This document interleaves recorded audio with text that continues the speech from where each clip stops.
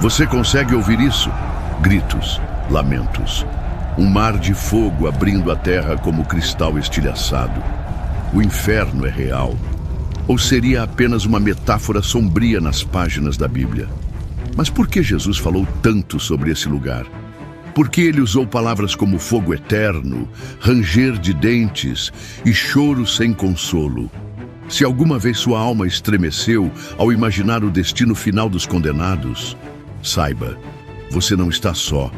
Hoje, vamos descer juntos ao coração desse mistério. Vamos atravessar a escuridão onde poucos ousam olhar e erguer a lâmpada da revelação onde reina o medo. Porque se o inferno existe, e ele existe, então entender sua realidade pode ser a diferença entre a vida e a perdição eterna. Para metáforas confortáveis, Jesus falou do inferno com mais frequência do que falou do céu, e não como uma ideia abstrata, mas como um destino com geografia, dor e exclusão. Na parábola do trigo e do joio, ele diz: lançá-los-ão na fornalha de fogo, ali haverá choro e ranger de dentes. Mateus capítulo 13, versículo 42. O inferno não é um símbolo, é uma sentença real, eterna e reservada àqueles que morrerem separados de Deus. E o mais aterrorizante não é o fogo, é a ausência absoluta de tudo o que é belo, puro e verdadeiro. A separação final do amor. Muitos perguntam, mas onde ele está? Alguém já foi para lá? Há almas queimando neste exato momento? A resposta é tão surpreendente quanto sombria, porque segundo o Apocalipse, o inferno já existe, mas ainda está vazio. Então, onde estão os que morreram em pecado mortal? É o que veremos a seguir. A escuridão permanece intacta, mas há algo mais inquietante do que a escuridão, o silêncio. O inferno existe, sim, mas ninguém está lá, ainda. A Escritura nos diz que no final, o inferno será preenchido, mas não agora. No livro do Apocalipse, o Senhor revela uma verdade que parece desafiar nossa imaginação. E viu os mortos, pequenos e grandes, em pé diante de Deus, e foram abertos livros. E foi aberto outro livro, que é o livro da vida. E os mortos foram julgados segundo as suas obras pelas coisas que estavam escritas nos livros. E o mar entregou os mortos que nele havia. E a morte e o inferno, Hades, entregaram os mortos que nelas havia. E foram julgados cada um segundo as suas obras. Então a morte e o inferno foram lançados no lago de fogo. Esta é a segunda morte. Apocalipse capítulo 20, versículos 13 a 14. Isso significa que antes do julgamento final, o inferno, entendido como Hades, é uma prisão temporária, onde as almas aguardam a justiça definitiva. Mas o lago de fogo, o inferno definitivo, eterno, ainda não foi povoado. Esse detalhe é aterrorizante justamente porque separa o inferno não apenas por dor, mas por tempo. A Escritura mostra que hoje não há almas queimando em chamas eternas, ainda, mas aponta que após o julgamento final, cada alma será tragada por aquela fornalha inacreditável e invisível até agora. Na tradição católica, Hades, ou Sheol, define o lugar dos mortos, justo ou injusto, à espera dos que partiram dessa vida, enquanto o verdadeiro inferno, ou Gehenna, ou lago de fogo, é o estado definitivo de autodeserção. O Catecismo da Igreja declara que o inferno não foi criado por Deus como armadilha. Ele é a consequência da escolha livre da alma que rejeita a misericórdia divina até o último suspiro. Além disso, como observa o Concílio de Trento, a condenação é eterna. Não porque Deus se alegra no sofrimento, mas porque a escolha de fechar-se a Deus é irreversível após a morte. Imagine esse tribunal final. Vidas abertas como livros, almas expostas, obras reveladas. E então a sentença: todos aqueles que não foram achados no livro da vida são lançados. Não há mais chance, não há redenção. Apenas a consumação de uma escolha que foi feita. e o mistério cresce. Se o inferno ainda está vazio, por que ele existe? Que lugar é esse que aguarda seus habitantes, onde reina a ausência, mas agora vazia de qualquer companhia? Na próxima etapa, desceremos mais fundo, até o cárcere de Hades, onde o rico entreteve lamentações antes de qualquer lago de fogo. A escuridão não termina com a morte. Ela apenas muda de nome. Entre o último suspiro e o juízo final, existe um lugar de tormento e consciência, o Hades. Não é ainda o inferno eterno, mas para aqueles que ali caem, é o prelúdio de uma eternidade sem Deus. Jesus, em uma de suas mais impactantes narrativas, não usa metáforas.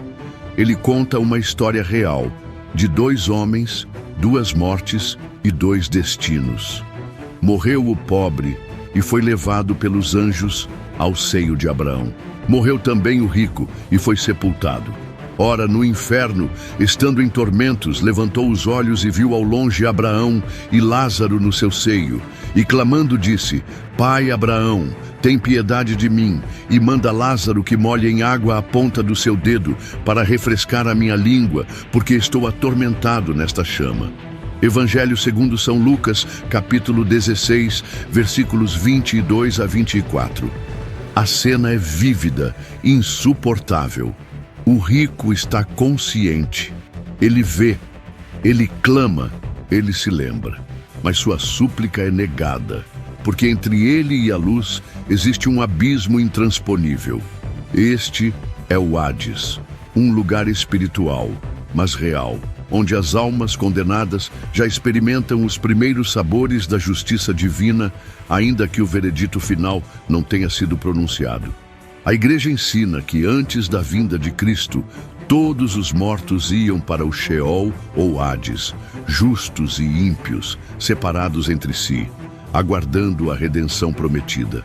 Mas depois da paixão e da ressurreição, o Cristo desceu até essa morada e libertou os que o aguardavam com fé. Os outros continuaram ali. Ainda hoje, os que morrem em inimizade com Deus descem ao mesmo lugar onde aquele rico sofre. Não é o inferno final, mas é o início da eternidade sem esperança. O Hades é como uma antessala do Lago de Fogo. E o mais terrível é que não há mais escolha ali. Não há arrependimento, não há purgatório. O tempo da misericórdia passou. O rico, mesmo entre chamas, ainda tenta fazer pedidos, mas não para si. Ele suplica por seus irmãos, pede que alguém os alerte, mas Abraão responde com palavras que ecoam como sinos de bronze. Tem Moisés e os profetas, ouçam-nos. Evangelho segundo São Lucas, capítulo 16, versículo 29. Hoje nós temos mais do que Moisés e os profetas. Temos o Evangelho, temos a cruz, temos a chance que aquele homem perdido nunca mais terá. E, no entanto, quantos seguem descendo todos os dias, pelos mesmos degraus invisíveis? O cárcere está cheio de vozes e vazio de esperança. Mas se o Hades é apenas uma prisão temporária, o que acontecerá no dia do julgamento, quando as portas forem abertas? No próximo capítulo veremos a cena final, quando os mortos se levantarão para ouvir sua sentença eterna. O silêncio do Hades é interrompido por uma voz. Não é grito, não é lamento, é convocação. A hora chegou. O tempo se curva, o céu se abre como um véu rasgado, e diante de Deus, todos, vivos e mortos, são chamados. Nada mais será escondido. É o grande juízo final. A terra entrega seus corpos, o mar, seus naufragados, o Hades, seus condenados. Todos ressuscitam, todos se erguem, todos, agora, possuem um corpo incorruptível, para a glória ou para a vergonha eterna. A cena não é simbólica, é descrita na própria Escritura com solene exatidão. Vi então um grande trono branco e aquele que nele estava sentado. A terra e o céu fugiram da sua presença e não se achou mais lugar para eles. Vi também os mortos, grandes e pequenos, em pé diante do trono. E foram abertos os livros. E foi aberto o outro livro, o da vida. Os mortos foram julgados segundo as suas obras, conforme o que se achava escrito nos livros. Apocalipse capítulo 20, versículos 11 e 12. Cada vida será lida como uma história. Cada palavra, cada decisão, cada recusa será trazida à luz. Não haverá álibis, não haverá máscaras, não haverá advogados. A única defesa será o nome escrito ou não escrito no livro da vida. É aqui que tudo se define, porque após esse julgamento, o Hades deixará de existir. A prisão temporária será destruída. Não haverá mais espera. A sentença será definitiva. E então, diz o Apocalipse, a morte e o Hades foram lançados no lago de fogo. Esta é a segunda morte, o lago de fogo. Apocalipse capítulo 20, versículo 14. Esse é o verdadeiro inferno. Não mais metáforas, não mais imagens, mas realidade eterna. Um lago de fogo que não consome, onde não há destruição, mas preservação do sofrimento, onde a alma, unida a um corpo ressuscitado, experimentará o peso completo da separação de Deus. O inferno é um lugar, mas mais do que isso, é um estado de exclusão absoluta. Ali não existe amor, não existe beleza, não existe bondade. É o oposto do céu. Enquanto o céu é comunhão, luz, júbilo, o inferno é isolamento, trevas e angústia. E esse lago, até então silencioso, agora se agita, porque o tempo da espera terminou. E aqueles que recusaram a graça, zombaram da misericórdia, viveram para si mesmos, serão tragados para sempre. Mas será esse tormento igual para todos? Ou há graus de punição de acordo com o peso de cada pecado? É o que revelaremos a seguir. No tribunal divino, a balança não é cega. Ela pesa com precisão de eternidade. O inferno é uma realidade absoluta, mas não é uniforme. Nem todos sofrerão do mesmo modo, porque Deus é justo e sua justiça conhece medidas. Há pecados que clamam ao céu por vingança, e há ignorâncias que imploram por misericórdia. Jesus, em sua divina pedagogia, revelou algo que muitos ignoram. Haverá maior rigor para uns e maior misericórdia para outros. Mesmo entre os condenados haverá diferença de tormento. Ouça estas palavras, ditas pelo próprio Cristo. Na verdade vos digo, no dia do juízo haverá menos rigor para Sodoma do que para ti, Betsaida. Pois se em Sodoma se tivessem operado os milagres que se fizeram em ti, há muito ela se teria arrependido. Evangelho segundo São Lucas, capítulo 10, versículos 12 a 14.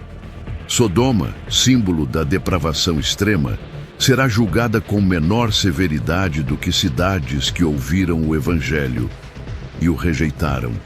Por quê? Porque aqueles que muito foi dado, muito será exigido. A justiça divina não julga apenas o ato, mas a luz recebida, o grau de consciência, a dureza do coração diante da graça. Isso não diminui o horror do inferno. Pelo contrário, o torna ainda mais temível, porque a dor de cada alma será perfeitamente moldada à medida de sua rebelião. Para uns, o tormento será o fogo que queima sem consumir. Para outros, será a solidão sem fim, o remorso, a memória repetida como agulha na eternidade. Para outros ainda, será o ódio sem objeto, a inveja sem escapatória, o orgulho ferido e jamais satisfeito. É como se cada condenado carregasse para sempre aquilo que o destruiu, não como punição arbitrária, mas como espelho invertido do que escolheu amar. Se amou o prazer acima da verdade, terá sede insaciável. Se adorou a si mesmo, terá de conviver com sua imagem deformada para sempre. Se rejeitou o perdão, viverá eternamente preso ao próprio pecado. É o inferno com rosto.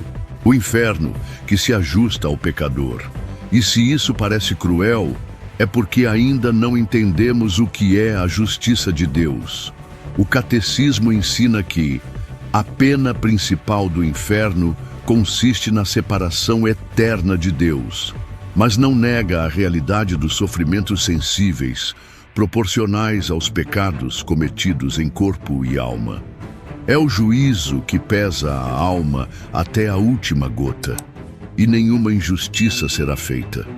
A quem cabe mais, será dado mais rigor. A quem errou sem saber, será dado menos. Mas nenhum tormento será leve, porque todo inferno, seja qual for sua medida, é insuportável. E diante dessa realidade, uma nova pergunta se impõe. Esse castigo terá fim algum dia, ou será mesmo eterno? Há uma palavra que silencia até os anjos: eternidade. Diante dela, o tempo desaparece como vapor ao sol. 1000 anos tornam-se um suspiro e um segundo de desespero. Torna-se um infinito sem saída. O inferno é eterno, não por excesso de punição, mas porque é o resultado de uma escolha eterna, a recusa definitiva de Deus, feita por uma alma que cruzou a fronteira do arrependimento. A Bíblia não fala em castigo temporário, fala em fogo que não se apaga, dor que não tem fim, portas que não se abrem. Jesus, o Cordeiro Manso, não hesitou em dizer: apartai-vos de mim, malditos, para o fogo eterno, que foi preparado para o diabo e seus anjos. Evangelho segundo São Mateus, capítulo 25, versículo 41. E depois, reforça: e irão estes para o suplício eterno e os justos para a vida eterna. Evangelho segundo São Mateus, capítulo 25, versículo 46. Note, o mesmo adjetivo, eterno, é usado para o céu e para o inferno. Negar a eternidade do castigo é enfraquecer a promessa da glória. A Igreja ensina com clareza e sob autoridade divina que o inferno é eterno, tanto na sua separação quanto nos seus sofrimentos. Não há segunda chance, não há apelo, não há anistia. E, no entanto, muitos ainda insistem. Como pode um Deus de amor permitir uma condenação infinita por pecados finitos? Mas essa é a visão de quem enxerga o pecado como um ato isolado, e não como uma rejeição livre, consciente e total da graça. O inferno não é injusto, é proporcional, e mais ainda, é respeitoso. Deus criou a alma humana livre, e se essa liberdade escolhe, até o fim, afastar-se da luz, então o inferno é apenas o reflexo daquilo que a alma preferiu. Como escreveu São João Damasceno: depois da morte não há mais arrependimento, assim como não há mais obras. Como a árvore cai, assim ficará. Se ela caiu voltada para o sol, florescerá. Se caiu para as sombras, ali permanecerá. O inferno é a eternização de uma alma voltada para si mesma, incapaz de amar, presa no próprio ego como num espelho quebrado. E o mais terrível de tudo não é o fogo, é a ausência de Deus, a ausência de paz, a ausência de sentido. É o buraco deixado por uma eternidade que poderia ter sido cheia de glória, mas foi preenchida com desespero. E os primeiros a experimentar essa eternidade, segundo o Apocalipse, não serão humanos, serão os que inspiraram a rebelião. E o diabo, que os enganava, foi lançado no lago de fogo e enxofre, onde também a besta e o falso profeta serão atormentados dia e noite, pelos séculos dos séculos. Apocalipse capítulo 20, versículo 10. E quanto aos homens? Por que Deus permite que tantos sigam esse mesmo caminho? É o que veremos a seguir. A existência do inferno não é uma falha no amor de Deus. É a prova de que esse amor é verdadeiro, porque só quem ama profundamente pode também dizer basta. O inferno existe porque Deus é justo. E a justiça, ao contrário do que se pensa, não é o oposto do amor. É o seu limite sagrado. Vivemos em um tempo que idolatra a misericórdia, mas esquece da santidade. Um tempo que prefere imaginar Deus como um avô distraído e não como um rei eterno diante do qual toda a alma treme. Mas o Deus da Escritura é fogo devorador.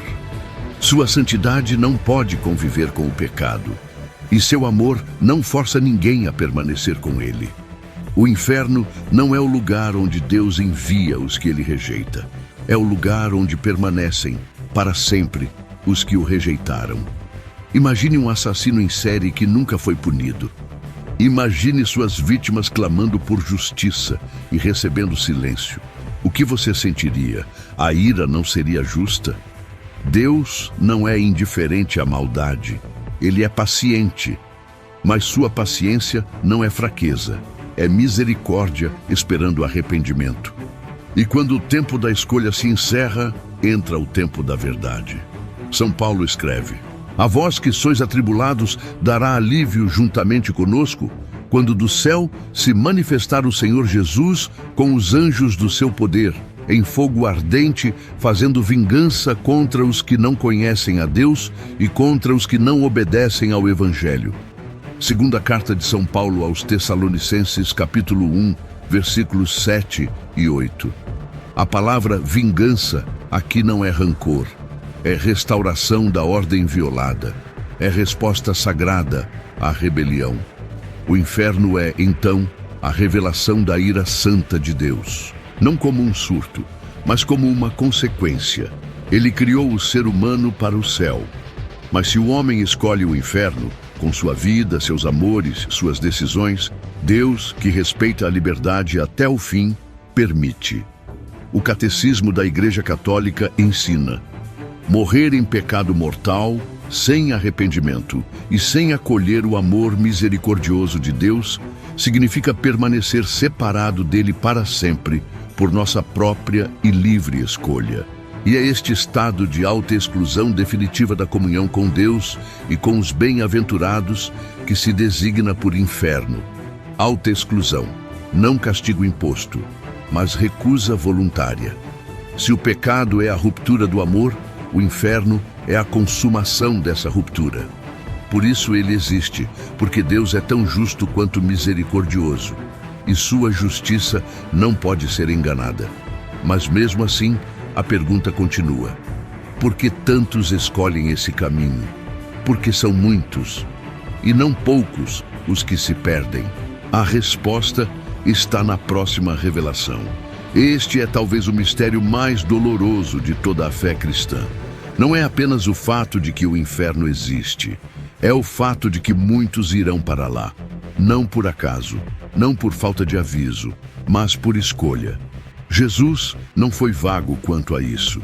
Ele, que é a verdade, disse com palavras diretas e que raramente ecoam dos púlpitos modernos: entrai pela porta estreita, porque larga é a porta, e espaçoso é o caminho que conduz à perdição, e muitos são os que entram por ela. Estreita, porém, é a porta, e apertado o caminho que conduz à vida, e poucos são os que o encontram. Evangelho segundo São Mateus, capítulo 7, versículos 13 e 14. Poucos. Essa palavra arde mais que o fogo, porque revela que a salvação não é um rio onde todos boiam. É um caminho estreito, escarpado e voluntário. E isso levanta uma pergunta que corta a alma: como pode um mundo cheio de igrejas ter tão poucos salvos?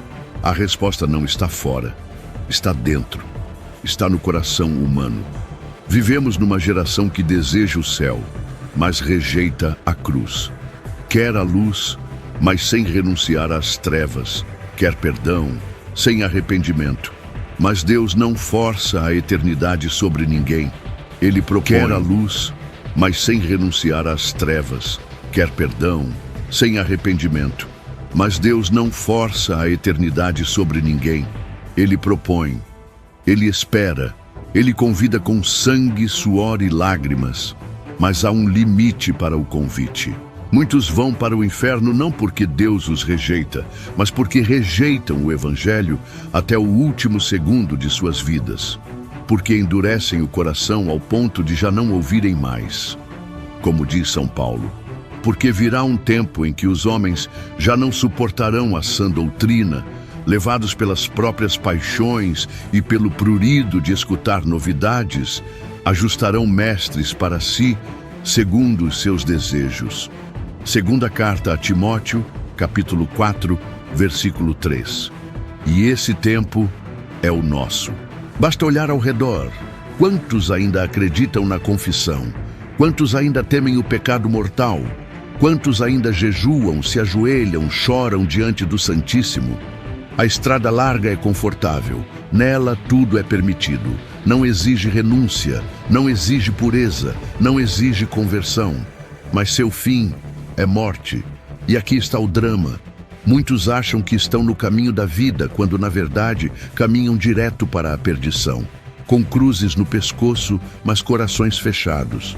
Jesus disse: nem todo aquele que me diz, Senhor, Senhor, entrará no reino dos céus, mas sim aquele que faz a vontade de meu Pai que está nos céus. Evangelho segundo São Mateus, capítulo 7, versículo 21. Fazer a vontade do Pai, não apenas conhecer, não apenas pregar, mas viver até o fim. E isso exige luta, exige renúncia do ego, fuga das ocasiões de pecado, vigilância constante. Poucos entram, não porque Deus escolheu assim, mas porque poucos têm coragem de morrer para si mesmos. E, no entanto, mesmo diante dessa realidade, há uma esperança, um escape, uma porta que ainda está aberta, e é por essa porta que entraremos agora. E então, uma luz, fraca no início, como uma brasa no meio da noite, mas ela cresce e rompe o véu da condenação como a aurora rasgando um céu envenenado. Existe uma porta, sim, uma única porta aberta no meio do abismo, uma única estrada que cruza as sombras e conduz à eternidade luminosa. Essa porta tem nome, tem rosto, tem voz: Jesus Cristo. Ele não é apenas o anunciador do juízo, ele é o escape do fogo, o único que desceu às profundezas e voltou. Na cruz, ele não apenas sofreu, ele absorveu a ira, tomou sobre si a condenação que era nossa, desceu ao Hades, destruiu as correntes da morte e ressuscitou carregando consigo as chaves da eternidade.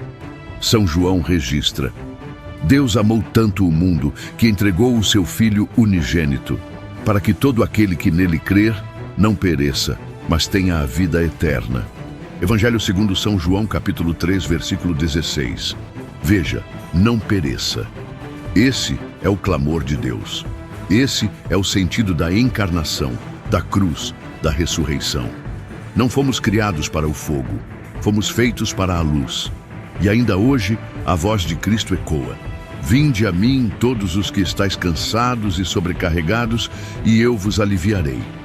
Evangelho segundo São Mateus, capítulo 11, versículo 28. Ele chama, ele espera, ele busca, mas não força. O sangue de Cristo não é imposto, é oferecido.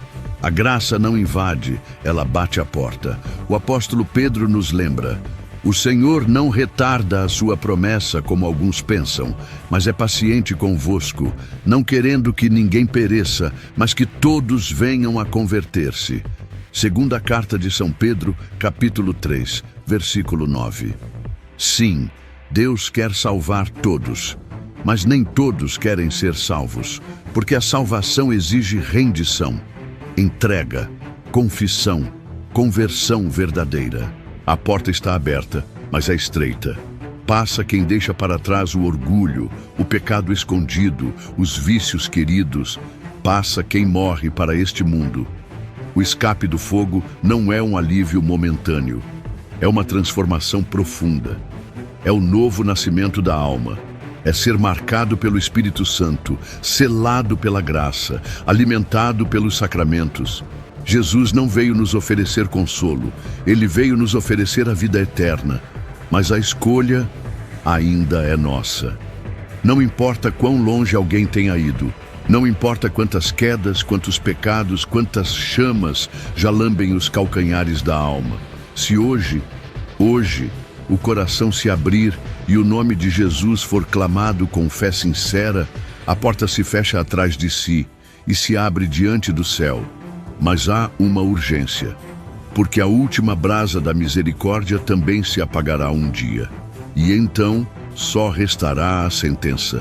O inferno existe, é real, está vazio, mas não por muito tempo.